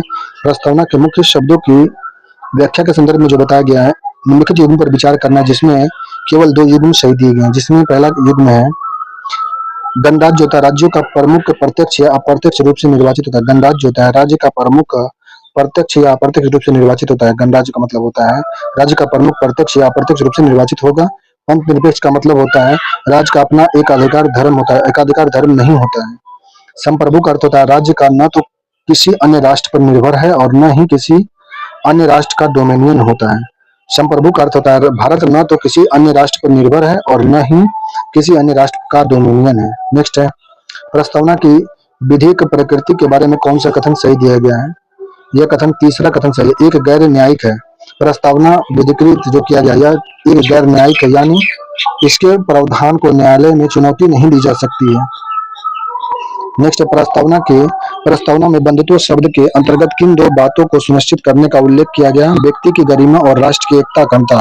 प्रस्तावना में बंधुत्व शब्द के अंतर्गत किन 2 बातों को सुनिश्चित करने का उल्लेख किया गया है? व्यक्ति की गरिमा और राष्ट्र की एकता अखंडता का वर्णन किया गया है। नेक्स्ट, अगला है भारतीय संविधान के अनुच्छेद 1 से 4 के संदर्भ में निम्नलिखित कथन पर विचार करना है। भारतीय संविधान का जो है इसमें 1 और 3 सही है। अनुच्छेद 1 भारत के राज्यों का संघ के रूप में वर्णित किया गया है, न कि राज्यों का महासंघ के रूप में। नेक्स्ट है अनुच्छेद 3 के तहत किसी राज्य के नाम या सीमा में परिवर्तन करने वाले विधेयक को संसद में पेश करने से पहले राष्ट्रपति की पूर्व सिफारिश की आवश्यकता होती है। नेक्स्ट है निम्नलिखित राज्य गठन कलाक्रम को दिखाना है, जिसमें हरियाणा का गठन जो होता है 1966 में हुआ था। हरियाणा गठन सबसे पहले नागालैंड का गठन हुआ था 1963 में। 1963 में नागालैंड का गठन हुआ, फिर उसके बाद हरियाणा का गठन 1966 में हुआ। सिक्किम 1975 में, गोवा का गठन 1987 में हुआ था। नेक्स्ट है राज्य के पुनर्गठन से संबंधित समिति पर विचार करना। धर आयोग 1948 में आया था। भाषाई आधार पर राज्यों के पुनर्गठन पर विचार किया गया था। भाषाई आधार पर नहीं किया था, प्रशासनिक आधार पर विचार किया था। धर आयोग 1948 में आया था, जो प्रशासनिक आधार पर राज्यों का पुनर्गठन का विचार किया गया था। जेबीपी समिति जो 1948-49 में आया था, यह भाषाई आधार पर औपचारिक रूप से स्वीकृति दिया था, अस्वीकृत कर दिया था। जेबीपी आयोग। फजल अली आयोग जो था 1953 में आया था। एक राज्य एक भाषा के सिद्धांत को स्वीकार किया था, भाषा पर नहीं किया था। एक राज्य का नहीं किया गया था, भाषा पर मान्य किया गया था। फजल अली आयोग जो था भाषा के आधार पर 1953 में यह राज्य का पुनर्गठन के बारे में जानकारी दिया गया था। नेक्स्ट है संविधान के अनुच्छेद 3 और 4 के तहत राज्यों के परिवर्तन की प्रक्रिया के बारे में कौन सा कथन गलत दिया गया? इसमें गलत कथन जो है इसमें केवल दूसरा कथन गलत दिया गया है। संविधान विधानमंडल की राय राष्ट्रपति या संसद की बाध्यकारिता गलत है, जबकि संसद किसी राज्य या क्षेत्र बढ़ा सकती, घटा सकती या नाम बदल सकती। संसद के पास यह अधिकार होता है। अनुच्छेद 2 और 3 में। अनुच्छेद 3 के तहत किया गया परिवर्तन अनुच्छेद 368 के तहत संविधान संशोधन नहीं माना जाता है। अनुच्छेद 3 के तहत किया गया परिवर्तन अनुच्छेद 368 के तहत संविधान संशोधन नहीं होगा। ऐसा विधेयक जो को संसद में साधारण बहुमत से पारित किया जा सकता है। नेक्स्ट है संविधान के अनुच्छेद 5 से 11 भाग 2 के संदर्भ में निम्नलिखित कथन पर विचार करना है, जिसमें संविधान नागरिकता के संबंध में केवल उन व्यक्तियों की पहचान करता है जो 26 जनवरी 1950 को भारत के नागरिक बने थे। 26 जनवरी 1950 को भारत के नागरिक बने हैं। संविधान के नागरिकता के संबंध में केवल उन व्यक्तियों की पहचान की जाती है। यह भाग 2 में अनुच्छेद 5 से 11 के बीच में संविधान सभा के नागरिकता के अधिकार को विनियमित करने का शक्ति प्रदान किया गया। संविधान संसद को नागरिकता के अधिकार को विनियमित करने का शक्ति प्रदान किया गया है। नेक्स्ट है अनुच्छेद 11 के तहत नागरिकता के अधिकरण और समाप्ति के संबंध में नियम बनाने का पूर्ण शक्ति राष्ट्रपति के पास नहीं, संसद के पास में है। नेक्स्ट है भारत के नागरिकों और विदेशियों को प्राप्त अधिकारों के संबंध में कौन सा कथन गलत इसमें दिया गया है। यह कथन गलत जो है, कथन तीसरा गलत है। भारत में केवल जन्म और नागरिक के राष्ट्रपति के पद के लिए पात्र होते हैं, गलत है। भारत में जन्म या प्राकृतिक रूप से यह होते हैं। भारत में केवल जन्म से नागरिक और राष्ट्रपति के पद के लिए पात्र होते हैं, जन्म या प्राकृतिक रूप से भी होते हैं। यूएसए में नागरिक के रूप में यूएसए में राष्ट्रपति पद के लिए पारित होते हैं। नेक्स्ट है अगला प्रश्न दिया गया है ओसीआई समुद्रीय क्षारीय नागरिक कार्यधारक अधिकारी के संदर्भ में सत्य कथन इसमें जो दिया गया यह है, उन्हें भारत आने के लिए आजीवन वीजा मुक्त किया जाता है। ओसीआई को भारत आने जाने के लिए आजीवन वीजा मुक्त यात्रा सुविधा दी जाती है। नेक्स्ट है अनुच्छेद 12 के तहत राज्य की परिभाषा के संदर्भ में निम्नलिखित कथन पर विचार करना है। अनुच्छेद 12 के तहत जो है राज्य की परिभाषा जो है, इसमें भारत की सरकार, संसद और राज्य सरकार का विधानमंडल शामिल होता है। सभी स्थानीय निकाय जैसे नगरपालिका, पंचायत और जिला बोर्ड राज्य की श्रेणी के अंतर्गत आते हैं। कोई भी निजी इकाई जो राज्य के प्रतिनिधि के रूप में कार्य कर रहा है वह अनुच्छेद 12 के अर्थ के भीतर ही माना जाता है। नेक्स्ट है अनुच्छेद 13 के संदर्भ में निम्नलिखित कथन पर विचार करना। गलत कथन जो बताया गया इसमें केवल दूसरा कथन गलत दिया गया है, जिसमें तहत केवल संसद द्वारा पारित अस्थायी कानून को ही चुनौती दी जा सकती है, अध्यादेश नहीं। गलत, अध्यादेश भी जारी होता है इसमें। नियम उपनियम यहाँ एक कानून का हाल रखने वाली प्रक्रिया प्लस रूढ़िवादियां होती है। यह प्रावधान जो अनुच्छेद 13 के तहत प्रावधान जो मूल अधिकार को असंगत सभी विधि शून्य मानता है, वैलिड कर देता है। उच्च न्यायालय और उच्चतम न्यायालय को न्यायिक समीक्षा की शक्ति इसी अनुच्छेद के तहत, अनुच्छेद 13 के तहत है। केशवानंद भारती बनाम संवैधानिक संशोधन भी इसी चुनौती दिया जा सकता है यदि वे मूल ढांचे का उल्लंघन करते हैं तो। नेक्स्ट बंदी प्रत्यक्षीकरण रीट के संदर्भ में सत्य कथन देखना है इसमें। यह निजी व्यक्तियों के विरुद्ध भी जारी की जा सकती है। बंदी प्रत्यक्षीकरण जो होता है यह निजी व्यक्तियों के विरुद्ध भी जारी की जा सकता है। नेक्स्ट है निम्नलिखित युग्मों पर विचार करना, जिसमें तीनों युग्म सही दिए गए हैं, जिसमें है अनुच्छेद 39 से समान न्याय और गरीबों को मुफ्त कानूनी सहायता है। अनुच्छेद 43 भी है सरकारी समितियों को बढ़ावा देना होता है। अनुच्छेद 48 से पर्यावरण का संरक्षण और वन्यजीव का रक्षा करना होता है। नेक्स्ट है संविधान के भाग 4 के बाहर स्थित निर्देशक तत्वों के संदर्भ में निम्नलिखित कथन पर विचार करना है। यह कथन जो है तीनों कथन सही दिया गया है। अनुच्छेद 335 के तहत सेवा के लिए अनुसूचित जाति और जनजाति के दावों के प्रशासनिक दक्षता के साथ ध्यान में रखना होता है। अनुच्छेद 350 भाषाई अल्पसंख्यक समूह के बच्चों को शिक्षा प्राथमिक चरण में मातृभाषा में देना होता है। अनुच्छेद 350 में अनुच्छेद 351 में हिंदी भाषा के प्रसार और विकास को बढ़ावा देना होता है। अनुच्छेद 351 में हिंदी भाषा के प्रसार और विकास को बढ़ावा देना होता है। नेक्स्ट है मूल कर्तव्य के संदर्भ में कथन विचार करना है। मूल कर्तव्य के बारे में जो विचार करना है इसमें है 2 और 3 कथन सही दिए गए हैं। मूल कर्तव्य में जो है मूल कर्तव्य मूल संविधान में केवल 10 मूल कर्तव्य का उल्लेख था, जिन्हें 42वें संविधान संशोधन 1976 द्वारा जोड़ा गया है। मूल कर्तव्य जो था 11 मूल कर्तव्य का उल्लेख है। नेक्स्ट है 86वें संविधान संशोधन 2002 के तहत 11वां मूल कर्तव्य को जोड़ा गया था, जो शिक्षा के अवसर प्रदान करने से संबंधित था। वर्धा समिति 1999 के कुछ मूल्य कर्तव्यों की पहचान की और उसके कार्यान्वयन के लिए कानूनी प्रबंधन की सूची प्रस्तुत किया गया था। सही कथन 2 और 3 इसमें है। नेक्स्ट निम्नलिखित में से कौन सा भारतीय संविधान के अनुच्छेद 51A के तहत मूल कर्तव्य नहीं है। यह मूल कर्तव्य जो नहीं है करों का भुगतान करना अनुच्छेद 51A के तहत मूल कर्तव्य नहीं, जबकि वैज्ञानिक दृष्टिकोण, मानवता और ज्ञानार्जन की भावना का विकास करना 51A के तहत मूल कर्तव्य है। सार्वजनिक संपत्ति को सुरक्षित रखना, हिंसा से दूर रहना मूल कर्तव्य है। देश की रक्षा करना, आहन किए जाने पर राष्ट्रीय सेवा में रहना अनुच्छेद 51 के तहत मूल कर्तव्य है। नेक्स्ट है अनुच्छेद 368 के तहत संविधान संशोधन की प्रक्रिया संदर्भ में निम्नलिखित कथन पर विचार करना, जिसमें केवल 2 है। इस विधेयक को किसी मंत्री या निजी सदस्य दोनों द्वारा पेश किया जा सकता है। इसके लिए राष्ट्रपति की पूर्व अनुमति की आवश्यकता नहीं होती है। संविधान संशोधन जो होता है। नेक्स्ट है संविधान को उन प्रावधानों के संदर्भ में जिन्हें संसद के विशेष बहुमत और आधे राज्यों की सहमति की आवश्यकता होती है, निम्नलिखित कथन पर विचार कीजिए। इसमें संविधान के उन प्रावधान के संदर्भ में जिन्हें संसद के विशेष बहुमत और आधे राज्यों की सहमति की आवश्यकता होती है, वह कथन जो है इसमें केवल 4 युग्म सही दिया गया। सातवीं अनुसूची को भी कोई भी सूची बना सकता है। इसमें कितने युग्म सही हैं? सभी 4 युग्म सही दिए गए हैं। इसमें संविधान के संशोधन की शक्ति और मूल संरचना के सिद्धांत के विकास के संदर्भ में कथन सही जो दिया गया है, शंकरी प्रसाद मामला 1951 में उच्चतम न्यायालय में व्यवस्था की थी कि अनुच्छेद 368 के तहत मूल अधिकार का संशोधन कर सकता है। शंकरी प्रसाद मामला 1951 में उच्च न्यायालय ने व्यवस्था किया कि संसद अनुच्छेद 368 के तहत मूल अधिकार का संशोधन कर सकता है। गोलकनाथ मामला जो 1967 में न्यायाधीश ने अपने पिछले निर्णय को उलट दिया और कहा कि मूल अधिकार अपरिवर्तनीय है। गोलकनाथ मामला 1967 में आया, यह न्यायालय ने अपने पिछले निर्णय को उलट दिया और कहा कि मूल अधिकार अपरिवर्तनीय है। 24वें संविधान संशोधन 1971 के मध्य संसद ने यह घोषित किया कि उसके पास अनुच्छेद 368 के तहत किसी भी मूल अधिकार को काम करने या हटाने का शक्ति नहीं है। 24वां संविधान संशोधन 1971 के मध्य संसद ने यह घोषित किया कि उसके पास अनुच्छेद 368 के तहत किसी भी मूल अधिकार को कम करने या हटाने का शक्ति नहीं है। केशवानंद भारती मामला 1973 में न्यायालय ने संसद को संशोधन शक्ति को तो स्वीकार किया, लेकिन मूल संरचना को सीमा लगा दिया था। केशवानंद भारती मामला 1973 में न्यायालय ने संसद की संशोधन शक्ति को तो स्वीकार किया, लेकिन मूल संरचना का सीमा लगा दिया गया। नेक्स्ट है संसदीय शासन प्रणाली की विशेषताओं के संदर्भ में निम्नलिखित कथन पर विचार करना, जिसमें दिया गया दोनों कथन सही है। इसमें दोहरी कार्यकारिणी होती है, एक नाम मात्र का प्रमुख और दूसरा वास्तविक प्रमुख होता है। संसदीय कार्य में कार्यपालिका अपनी विधायी कार्यों के लिए विधायिका के प्रति सामूहिक रूप से उत्तरदायी होता है। कार्यपालिका अपनी विधायी कार्यों के लिए विधायिका के प्रति सामूहिक रूप से उत्तरदायी होता है। नेक्स्ट है अगला प्रश्न है संसदीय व्यवस्था में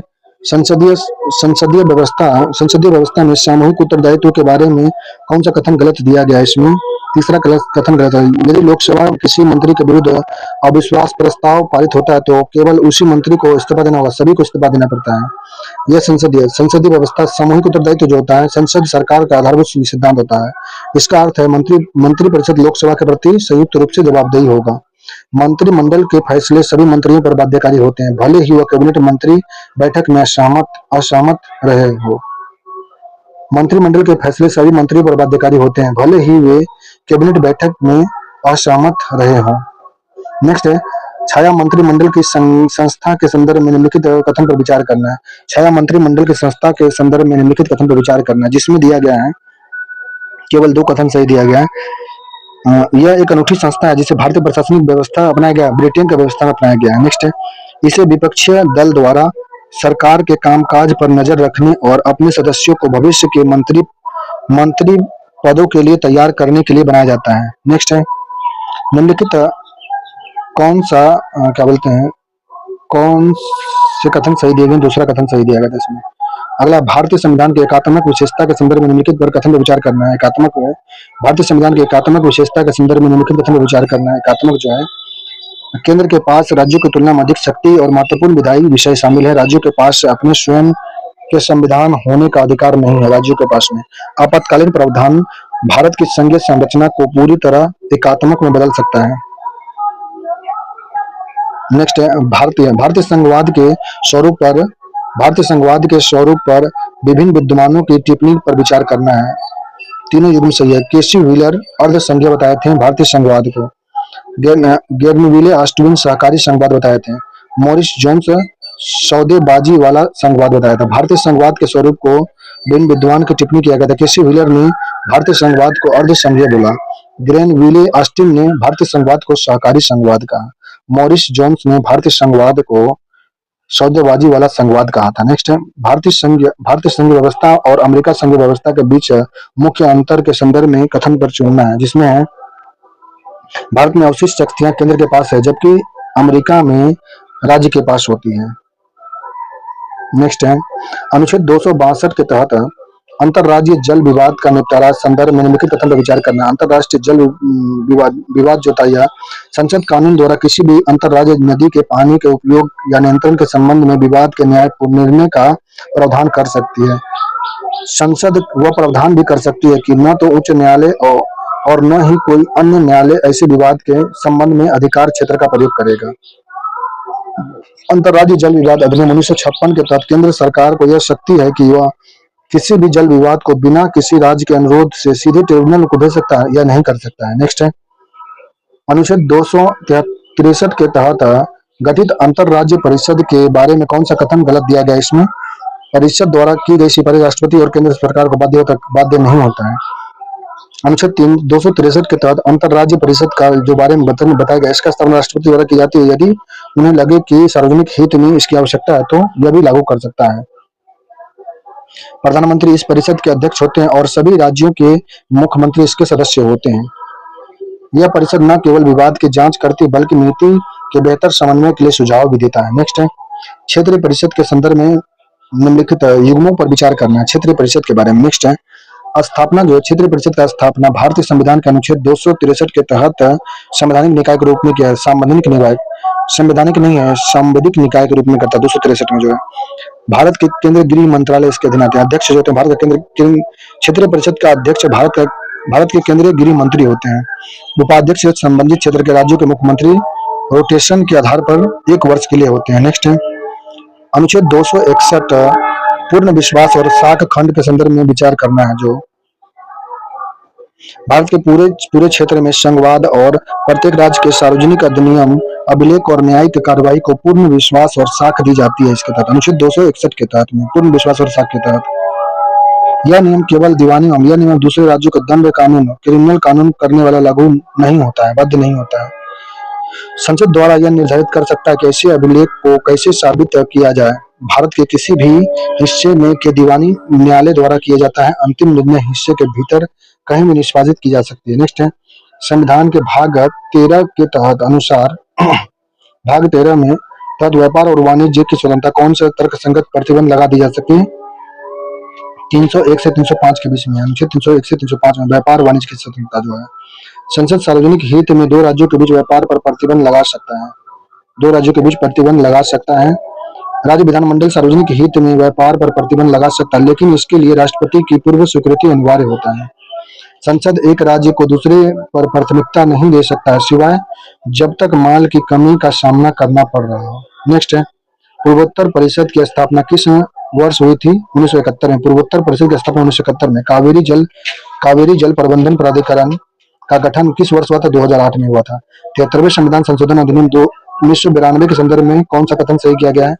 इसमें कथन जो है पहला ग्राम स्तर, मध्य स्तर और जिला स्तर पर पंचायत सभी सदस्यों का चुनाव प्रत्यक्ष रूप से जनता के द्वारा किया जाएगा। इसके बारे में बताया गया था। ओबीसी वर्ग के लिए सीटों का आरक्षण प्रत्येक स्तर पर अनिवार्य प्रावधान किया गया था, नहीं किया गया था। ST/SC के लिए अनिवार्य किया गया था, स्वैच्छिक रखा गया था ओबीसी के लिए। पंचायतों को कर लगाने और एकत्रित करने के लिए अधिकृत राज्य विधानमंडल का एक स्वैच्छिक प्रावधान होता है। पंचायत को कर लगाने और एकत्रित करने का अधिकार राज्य विधानमंडल का एक स्वैच्छिक प्रावधान होता है। नेक्स्ट है पंचायती राज के संबंध में निम्नलिखित समिति और उसके मुख्य सुझाव पर विचार करना है। अशोक मेहता समिति 1977 में त्रिस्तरीय अशोक मेहता जो था यह त्रिस्तरीय प्रणाली के स्थान पर 2 स्तरीय बताया था। अशोक मेहता 77 में सही है। GV के राव समिति 1885 में बिना जड़ के घास के रूप में पंचायती राज का वर्णन किया था। बिना जड़ के घास के रूप में पंचायती राज का वर्णन GV के राव समिति 1985 में किया था, बिना जड़ के घास का। नेक्स्ट है LM सिंघवी समिति 1986 में पंचायती को संवैधानिक मान्यता देने के लिए पहला बार सिफारिश किया था। LM सिंघवी समिति 1986 में पंचायत का संवैधानिक मान्यता देने के लिए पहली बार सिफारिश किया था। GV के राव समिति जो था 1985 में बिना जड़ के घास के रूप में पंचायती राज का वर्णन किया गया था। नेक्स्ट है तीनों एकदम सही के था। पंचायती अधिसूचित क्षेत्र के विस्तार अधिनियम PESA एक्ट 1996 के बारे में कौन सा कथन गलत इसमें दिया गया है? लघु खनिज के लिए खादन पट्टी है तो ग्राम सभा की सिफारिश की आवश्यकता नहीं होती, होता है, आवश्यकता होता है। यह अधिनियम संविधान के भाग 9 के प्रावधान में 5वीं अनुसूची में क्षेत्र पर विस्तृत करना होता है। ग्राम सभा को लघु वनोपज का स्वामित्व प्रदान होता है। अनुसूचित क्षेत्र में पंचायत के सभी सीटों का आरक्षण उसकी जनसंख्या के अनुपात में होगा, बशर्ते अध्यक्ष के सभी पद अनुसूचित जाति जनजाति ST के लिए आरक्षित होते हैं। नेक्स्ट है राज्य वित्त आयोग के संदर्भ में कथन पर विचार करना। राज्य वित्त आयोग के बारे में विचार करना है। राज्यपाल प्रत्येक 5 वर्ष में पंचायत की वित्तीय स्थिति की समीक्षा के लिए इसका गठन करता है। राज्य वित्त आयोग का 5 वर्ष के लिए पंचायतों के लिए। अगला है, राज्य सरकार द्वारा लगाए गए कर, शुल्क और टोल के शुद्ध आगम के बंटवारा की सिफारिश करता है राज्यपाल।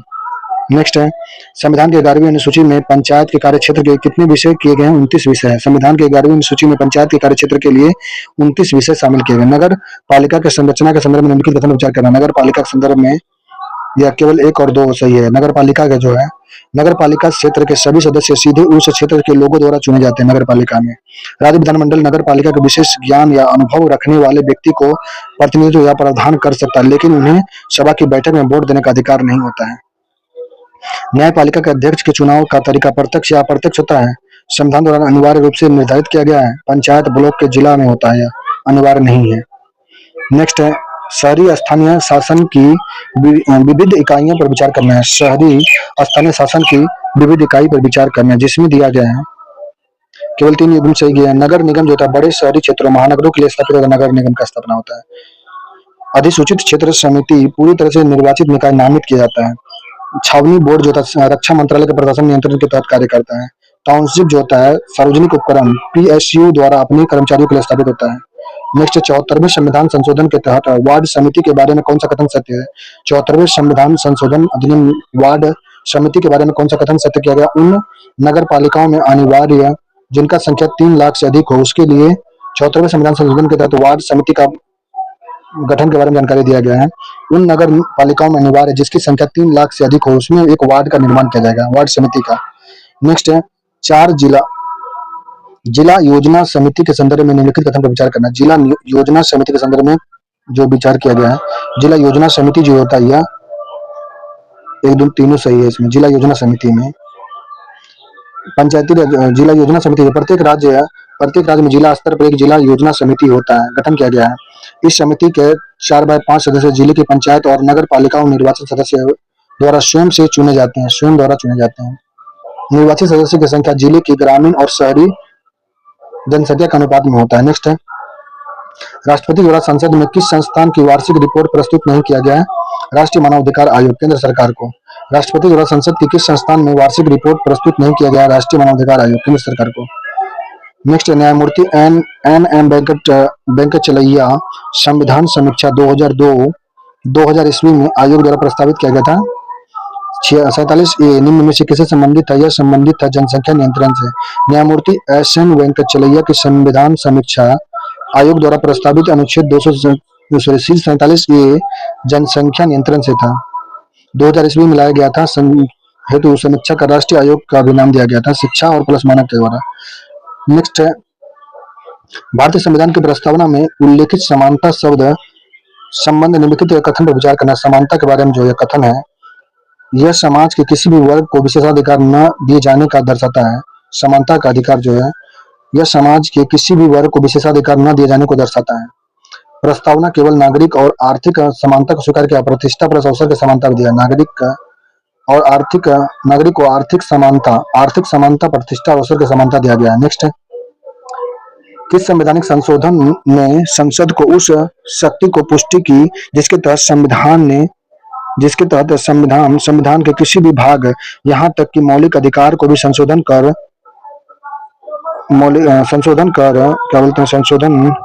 संविधान के किसी भी भाग को यहाँ तक कि मौलिक अधिकार को भी संशोधन कर सकता है? 24वां संविधान 1971। किस संवैधानिक संशोधन के तहत संसद ने उस शक्ति को पुष्टि किया जिसके तहत संविधान के किसी भी भाग यहाँ तक कि मौलिक अधिकार को भी संशोधन कर सकता है? 24वां संविधान संशोधन 1971 में कहा गया है।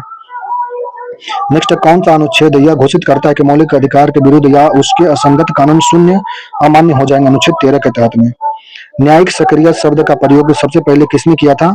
ऑर्थर सेंगलियर जूनियर ने 1947 में यूएसए में किया था। भारत में 1970 में न्यायिक सक्रियता का पहला बार प्रयोग हुआ था। नेक्स्ट है, राज्य विधान परिषद की न्यूनतम सदस्य संख्या होती है 40। राज्य विधान परिषद की न्यूनतम सदस्य संख्या 40 होती है। राज्य वित्त आयोग राज्यपाल के निम्नलिखित में से किस विषय पर सिफारिश देता है? यह सिफारिश देता है पंचायत की सौंपे जाने वाली कर, शुल्क, पथकरों एवं फीस निर्धारण की फीस के लिए, पंचायत की वित्तीय स्थिति सुधारने के लिए आवश्यक उपाय देता है, राज्य की संचित निधि के पंचायत को दिए जाने वाले अनुदान के लिए भी जानकारी देता है। नेक्स्ट है, संविधान का कौन सा अनुच्छेद संसद को यह अधिकार देता है कि वह संघ, राज्य या अन्य प्राधिकरण को निकाय के खाते में नियंत्रक महालेखा परीक्षक के कर्तव्य का सख्ती का निर्वहन करेगा। अनुच्छेद 149 में संविधान का अनुच्छेद 149 संसद को यह अधिकार देता है कि वह संघ, राज्य तथा अन्य प्राधिकरण का निकाय खातों के संबंध नियंत्रक महालेखा परीक्षक के कर्तव्य का सख्ती का निर्वहन करेगा। अनुच्छेद 149 के तहत उत्तरवादी उदारवादी समानता की अवधारणा के साथ निम्नलिखित में से कौन सा समानता संगत नहीं माना जाता है? यह संगत नहीं है। यह कौन सा आर्थिक समानता संगत नहीं, जबकि कानूनी, राजनीतिक और सामाजिक समानता संगत है? निम्नलिखित में से किस निर्णय ने कहा कि धर्मनिरपेक्ष संघवाद भारतीय संविधान का मूल विशेषता है? यह एस.आर. बम्बई मामला 1993 में कहा था। एस.आर. बम्बई मामला 1993 में कहा था धर्मनिरपेक्ष संघवाद भारतीय संविधान का मूल विशेषता। 1976 में जोड़ा गया था इसको। नेक्स्ट है, और एस.आर. बम्बई मामला 1973 में बताया गया था कि यह सही है। केशव भारती मामला 1973, इंदिरा गांधी सहनी मामला 1992 में, मिल्वा मिल्स मामला 1980 में हुआ था। नेक्स्ट है, मंत्रिमंडल प्रशासन शासन प्रणाली की सबसे महत्वपूर्ण विशेषता होती है सामूहिक उत्तरदायित्व होता है। शिक्षा का अधिकार किस तिथि से मौलिक अधिकार बना है? शिक्षा का अधिकार जो है 1 अप्रैल 2010 से शिक्षा का अधिकार मौलिक अधिकार बना है। अधिनियम 4 अगस्त 2009 को पास किया गया था। नेक्स्ट है, किस समिति ने केंद्रीय अन्वेषण ब्यूरो सीबीआई की स्थापना की सिफारिश किया था? संथानम समिति 1962 से 64 के बीच में संथानम समिति के आधार पर केंद्रीय अन्वेषण ब्यूरो सीबीआई की स्थापना किया गया था। नेक्स्ट, नगर पालिका की शक्ति के संदर्भ में कौन सा कथन गलत दिया गया? नगर पालिका की शक्ति के लिए गलत कथन जो है केवल तीसरा कथन गलत है। बी जो है बी नंबर में है। राज्य विधान नगर पालिका को कर लगाने और धन एकत्रित करने के लिए अधिकृत कर सकता है, गलत दिया गया है। जबकि 12वीं नगर पालिका क्षेत्र 18 विषय शामिल किए गए हैं, यह सही है। 12वीं अनुसूची में नगर पालिकाओं को कार्यात्मक क्षेत्र के लिए 28 विषय शामिल है। 11वीं अनुसूची में पंचायत के लिए 29 विषय है, जबकि 12वीं अनुसूची में नगर पालिका के लिए 18 विषय शामिल है। राज्य विधानमंडल नगर पालिका को कर लगाने और धन एकत्रित करने के लिए अधिकृत करता है। नगर पालिका के लिए राज्य वित्त आयोग का गठन अनुच्छेद 243 में किया गया है, बाध्य है, स्वैच्छिक नहीं है, बाध्य है। नगर पालिका में वित्त आयोग का गठन करना बाध्य है।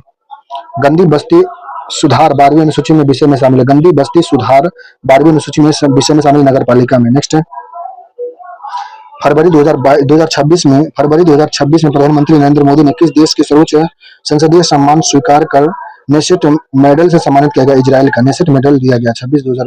फरवरी 2026 में प्रधानमंत्री नरेंद्र मोदी को speaker of the Knesset medal Israel से दिया गया। नेक्स्ट, संयुक्त राष्ट्र द्वारा हाल ही में वैश्विक सड़क सुरक्षा चैंपियन के रूप में किसे नियुक्त किया गया? सचिन तेंदुलकर को।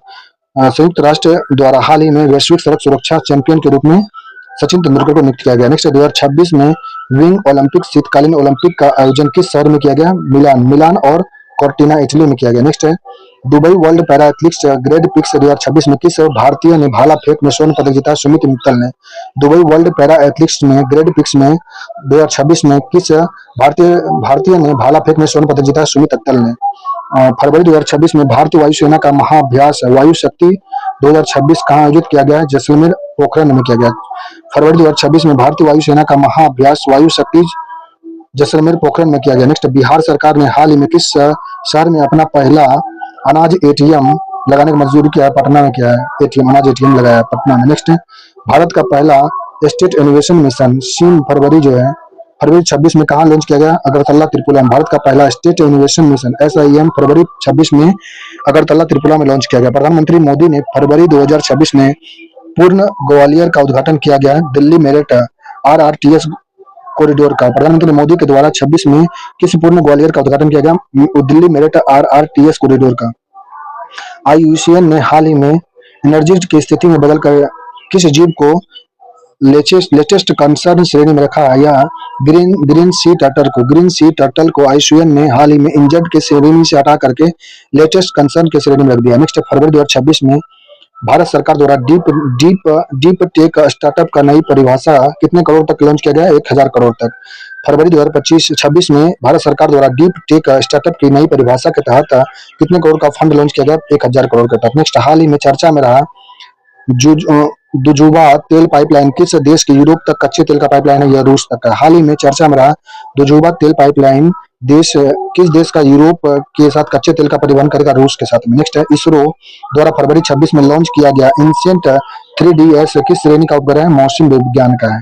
इसरो द्वारा फरवरी 26 में लॉन्च किया गया इनसेट 3DS किस श्रेणी का उपग्रह है? मौसम विज्ञान का उपग्रह है। नेक्स्ट है, विश्व आर्द्रभूमि दिवस वर्ल्ड वेटलैंड डे मनाया जाता है। 2026 का थीम था आर्द्रभूमि और मानव कल्याण। 2 फरवरी मनाया था विश्व आर्द्रभूमि दिवस। इसका थीम था 2026 का आर्द्रभूमि और मानव कल्याण था।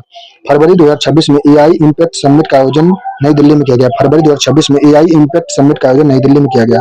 फरवरी 26 में मिस वर्ल्ड 2026 का खिताब किसने जीता? क्रिस्टीना पिस्कोवा ने। फरवरी 2026 में मिस वर्ल्ड 2026 का खिताब जीता है क्रिस्टीना पिस्कोवा ने। 27 फरवरी 2026 को किस मंत्रालय स्वतंत्रता सेनानी को 95वें बलिदान दिवस का श्रद्धांजलि दिया गया? चंद्रशेखर आजाद को।